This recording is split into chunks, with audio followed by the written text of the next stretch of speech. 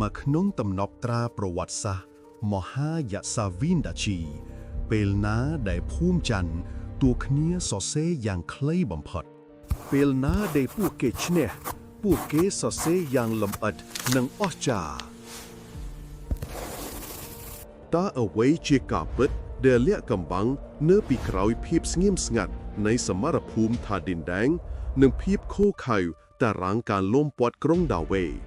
จูเยิงปีนิดเมิลเพียบเงียบสงัดนุกจีมุนเซนออกโลกเนี่ยมหายาซาวินดาวจีบ้านกดราธาเนื้อทั้งไงปรีฮัสบดายตีนับปรำแค่ตกลาเมื่อแท้เกิดจนละสักราดหมดป้วน100 แสสปรำใบเต้าหนึ่งชนำหมดป้วนปรำปี180 ประมวยสดัดโบดาวผ้ายาบานเรียบจอมก้องตบตบนุรวมเมียนตบทมายเจือง50 ปล้ำเมินเนี่ยตรงบ้านประกุลอำนาจบัญชีกาเป้งดิ่งเอยเตยมังจีนันดาจอบดทินทั่วจีเมตวบกัมปูลให้บ้านปัญชีอ้อยคอดประโมลพดุมกองตัวเนยมาตาบางหมุมดอกใบเตรียมขลุ่นชั่วเตวีบางคอกระโบยึงมังยีนันดาจบขึ้นบันน้อมตัวเตดลมาตาบางมุนเปลชลองตนเลเตอบอกตัวเนออาลันเดมหายาซาวินดาวชีเฮาธาอาลันเดได้ขยุมเนนิเตียนโยลธาโปรเฮลเชปูเกจ้องนิเยอมปีท่าเดินแดงได้ปัจจุบันสถานโคโนแคดก้อนจันบุรีหายกวาดบานบัญชีเอาอีกร้องราคินเตียงบนดึกจุนจูนเสบียงอาหารขนงบริมาณดอจรานสันทึกสันทวับยกเตอเรซาตกเนออาลันเดเรื่องราวเนื้อตรงจำนวนนี้สรับแต่จับดาวเมียนเพียบตานตึงมหายาสวินดาวชีบ้านบรรต้อเรียบร้อยเปียกทาเนื้อเป็นนุเมียนจนเฉียดกาเรนเนื้อสร้างคลาบุรีบ้านพญาลิขัดเตอตูลทวายสดัดเรียมาตีมวยพระบาทสมเด็จพระพุทธยศฝ่าจุฬาโลกมหาเรียชคลำซาขนุงลิขัดนุบานรีกาธาภูม้าอวะกมปุ้งสตกตุกเสบียงอาหารย่างจรานเนออาลันเดดอยเกสันนิฐานธาคือดำไปเตรียมทัวสงเกรียมจิมวยบางกอกเนอเปียลเดสดาเรียมาตีมวยบ้านตัวดมนังนี่ตรงบันเจงเปลี่ยเรียกบัญชีเพลียมตรงบ้านบัญชีเอาเปรยาพิษณุโลกมหายาซาวินดาวจีเฮาธาเปรยาพิษณุโลกประแหนเชียสมดัดเปรบวรเรียเจ้ามหาสุราสิงหนาถเปรอนุตรบัสดัดได้เมียนดำแหน่งจีอนุเรียหรือแวงนาทัวจีเมตัวกอมปูลเนไปได้ตัวระบบอนุรีตเตดออาลันเดหรือประเฮลเจธาดันแดงโปเกกบานวีประหาโจลตึกขนบันตีดอทมระบบภูมาเวียคือเจียกาไว้ประหาโดยกาพยับเวียทัวเอาพวกเกตัวผู้มามันอายตุบตุลบานต้นเปล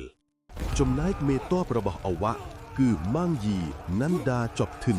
เนื้อเป็นนุกมปุ้งแต่ชั่วประวุลบัญชีเอาตีฮันดึกจุนเสบียงอาหารมันบานเตรียมคลวนก้าปีก็เตระบรไรใจอย่างชาประหาเรื่องราวอมปีทรงเกรียมทาเดินแดงได้บ้านกอดตราเนกนงมหายาสาวินดาวจีคือเมียนแต่ปนนั่งแองอ๋อลูกแนกใครนะยังอาจทรงเกตเคยท่าเลิกหน้าใดพวกเก้ผูม้าจันพวกเก้หนึ่งสอเซอย่างใครปนใต้เลือกหน้าไหนได้พวกเก้ชเนะโอ้โหคือโป้เปิ้นแต่ดอยโป้ระเมียนลำอัดย่างลำอัดอ่อนนังออสจ้าบำพอดนี่คือชีจำนวนมวยได้กู้อร่อยกอดสมกวลไอ้แล้วนี่โจเยอบันต่อเตยประเทียนบอดบรรทวบเอาแวะเวยประหาดนด้ามยอกรมด้าเวพฤติการเลือกนี่อ้อลูกเนี่ยคือชีพฤติการดอสำคัญมวยเตียดขโนเรจการสได้เรียมาที่มวยกองทัพบางกอกกระยึงบานเตาไว้ดาเวสรบเทียงอ้อปีดองเลือกที่มวยคือเนชนำมวยป้อนประบุนมวย8 ประใบเลือกนุเนื้อไตเหมือนต้นดันแดมบานบนตัวหมกอภิบาลกรงดาเวนึ่งอภิบาลกรงมาตาบางมุมห่อบานเคิดเมียนตุ่มหน้านึ่งเหี่ย ដែលបណ្ដាលឲ្យអភិបាលក្រុងដាវេរត់មកចុះចូលជាមួយបាងកកបន្ទាប់មកទៀតកងទ័ពរបស់យើងបានទៅវាយដាវេម្ដងទៀតនៅឆ្នាំ1792ហើយលើកនេះក៏ដណ្ដើមបានប៉ុន្តែក្នុងពេលជាមួយគ្នានោះភាគីភូមាអវៈក៏បានចាប់ខ្លួនឪពុករបស់អភិបាលក្រុងដាវេធ្វើជាចំណាប់ខ្មាំងប្រហែលជាចាប់ជាមួយគ្រួសារនេះគឺជាព័ត៌មានទ្រូស្រួចូលយានត្រឡប់ទៅមើលមហាយាហ្សាវិនដាវជីវិញពួកគេបានកត់ត្រា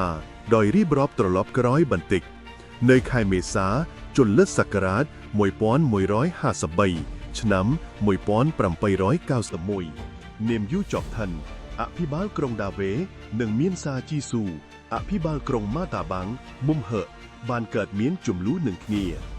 នេមយូណាន់ដាចប់ធិនអភិបាលក្រុងដាវេ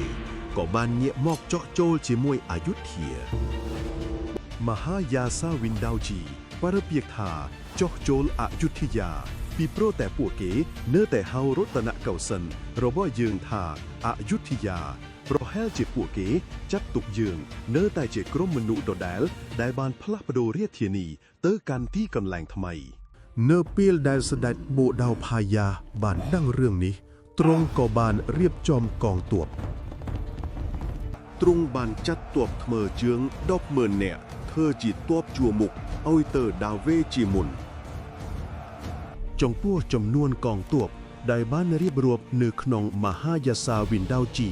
អស់លោកអ្នកសូមមេត្តាសង្កេតមើលនៅពេលដែលទូភួរនិយាយអំពីកងទ័ពរបស់ខ្លួនទូភួរតែងតែរៀបរាប់ពីចំនួនដ៏តិចតួចបំផុតដោយភាពរាបសារប៉ុន្តែប្រសិនបើជាកងទ័ពរបស់សត្រូវវិញពួកគេនឹងរៀបរាប់ពីចំនួនដ៏ច្រើនសន្ធឹកសន្ធាប់យ៉ាងលើសលប់នេះគឺជាចំណុចមួយទៀតដែលគួរឲ្យកត់សម្គាល់អូនៅមិនទាន់គ្រប់គ្រាន់ទេស្ដេចបូដាវផាយាបានបញ្ជូនព្រះរាជបុត្រារបស់ទ្រង់គឺព្រះអង្គម្ចាស់រាជទីយ៉ាតមហាឧបរាជឲ្យទៅវាយដាវេមួយកងពលទៀតកងពលនេះធ្វើដំណើរតាមផ្លូវទឹកចេញដំណើរពីអវៈនៅខែកក្កដាថ្ងៃទី5កើតជលសករាជ1154ត្រូវនឹងឆ្នាំ1792លើកនេះព្រះរាជទីយ៉ាតនៃអវៈបាននាំយកឪពុករបស់អភិបាលក្រុងដាវេដែលត្រូវបានចាប់ខ្លួនជាចំណាប់ខ្មាំងតាំងពីមុនមកប្រហារជីវិតទាំងគ្រួសារមហាយាសាវិនដាជីប្រៅពាក្យថាប្រហារជីវិតទាំងគ្រួសារដើម្បីយកហេងយកជ័យបន្ទាប់មកនៅថ្ងៃទី9ខែកក្កដានោជលសករាជ1154ឆ្នាំ1792កងទ័ពរបស់ព្រះរាជាយាតបានធ្វើដំណើរទៅបោះជំរំនៅភាគខាងលិចនៃក្រុងរ៉ុងហ្គយ៉ាងហ្គួនចំពោះមេទ័ពភូមាទាំងពីរ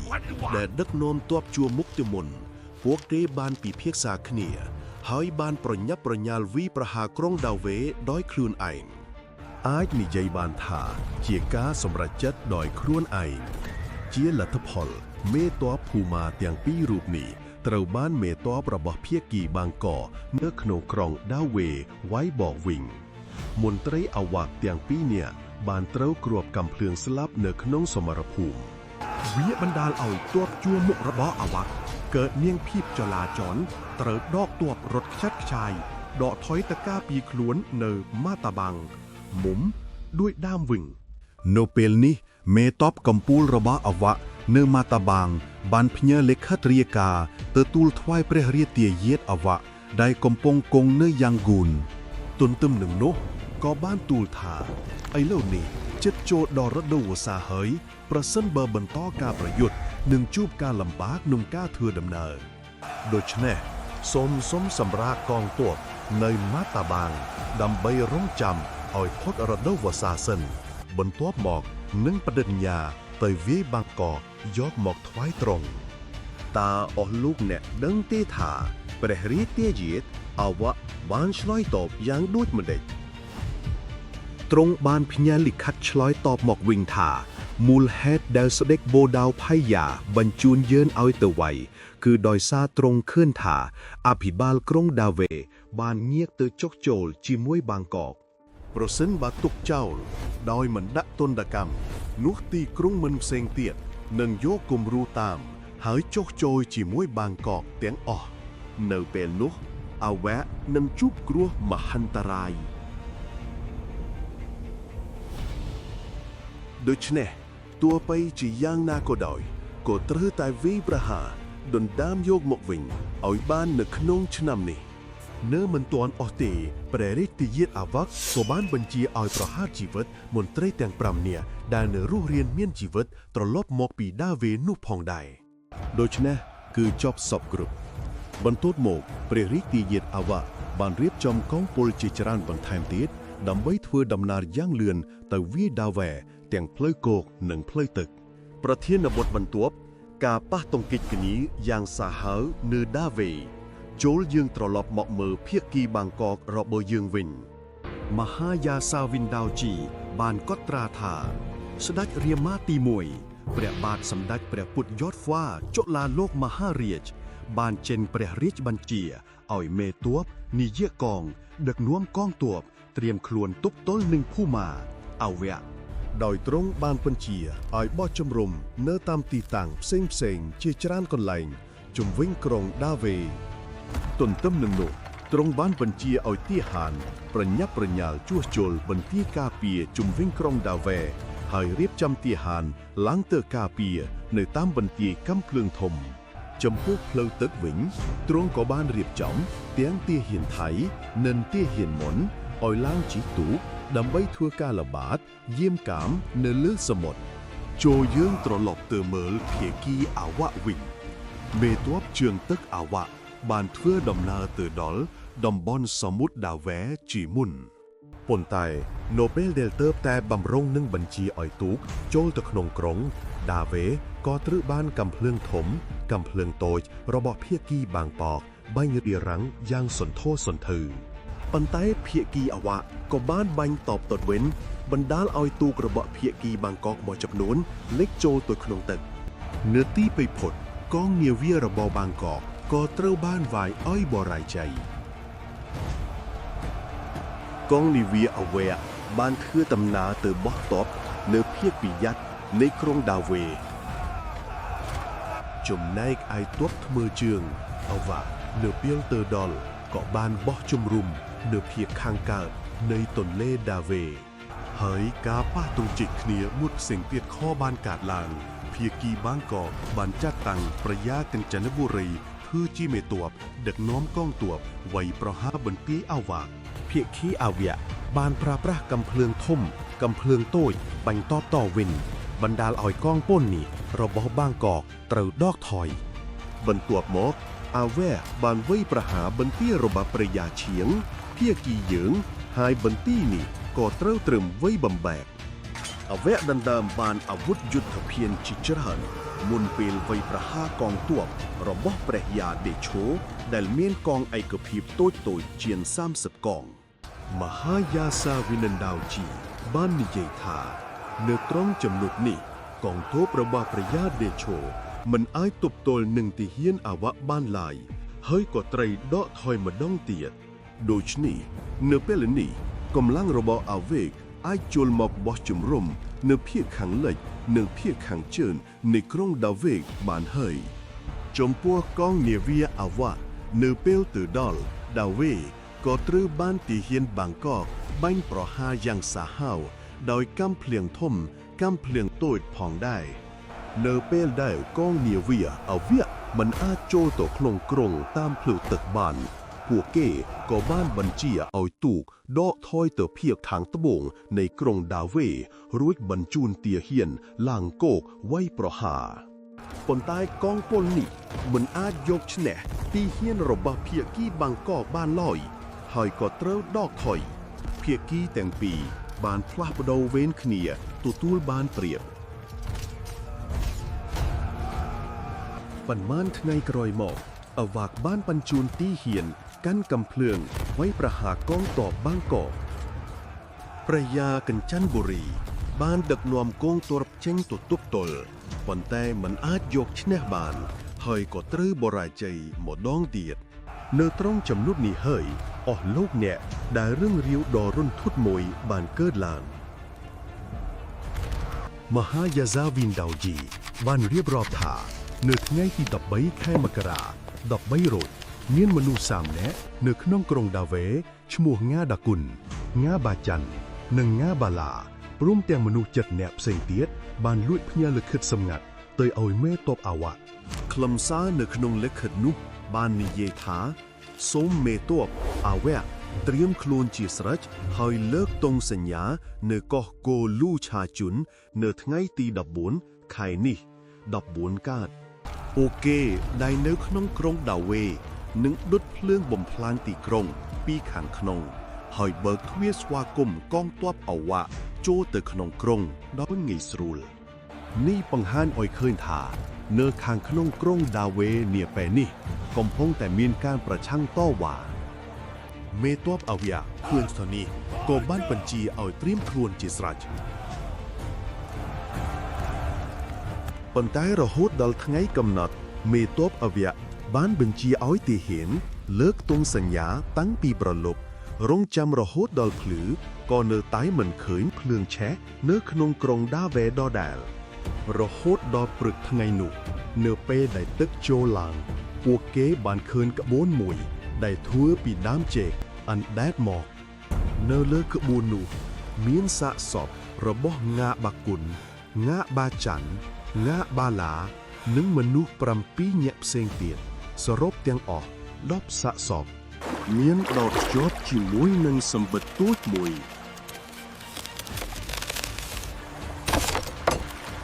នៅក្នុងសម្បត្តិនោះភាគីបាងកកបានសរសេរមហាយាសវិនដាវជីប្រើពាក្យនេះថា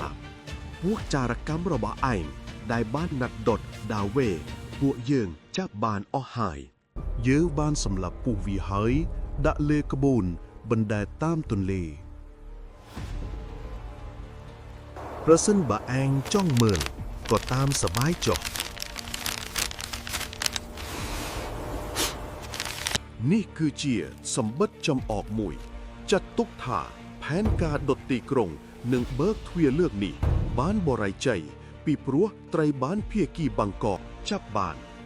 រហូតដល់ខែធ្នូទីហ៊ានអាវ៉ាបានសាងសង់ប៉មយាមយ៉ាងខ្ពស់ធំហើយអូសកំភ្លើងធំ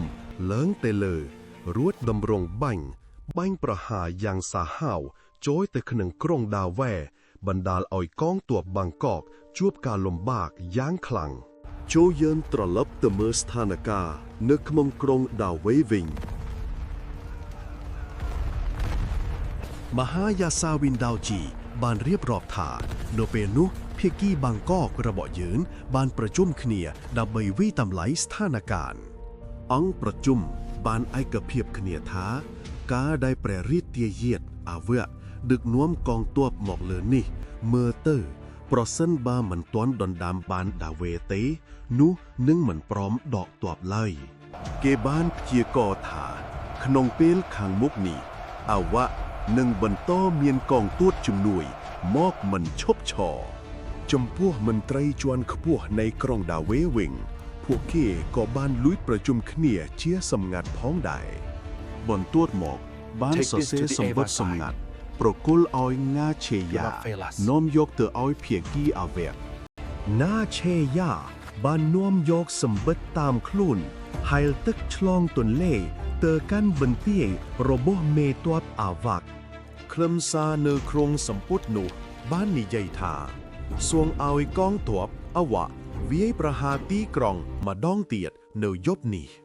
ពួកគេនឹងប្រមូលផ្ដុំកម្លាំងវាយប្រហារពីខាងក្នុងហើយកងទ័ពអាវ៉ានឹងអាចចូលទៅក្នុងក្រុងដាវេដោយងាយស្រួលមានផែនការមួយទៀតហើយ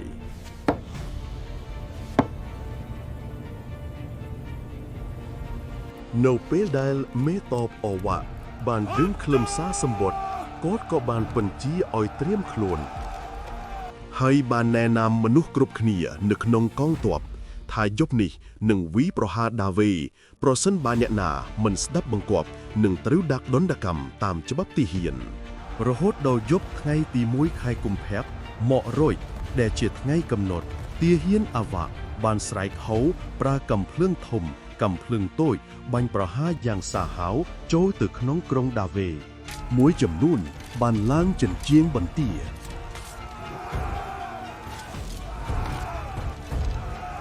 ចំណែកប្រជាជនក្រុងដាវេនៅខាងក្នុងបានប្រើកំភ្លើងបាញ់ប្រើដាវនិងដាវវែងកាប់សម្លាប់ទាហានរបស់ភាគីបាងកករួចនាំគ្នាបើកទ្វារបន្ទាយទទួលកងទ័ពអវ៉ាក់សរុបមកនៅក្នុងយុគនោះភ្លាមកងទ័ពអាវ៉ាក់បានចូលទៅក្នុងក្រុងដាវេ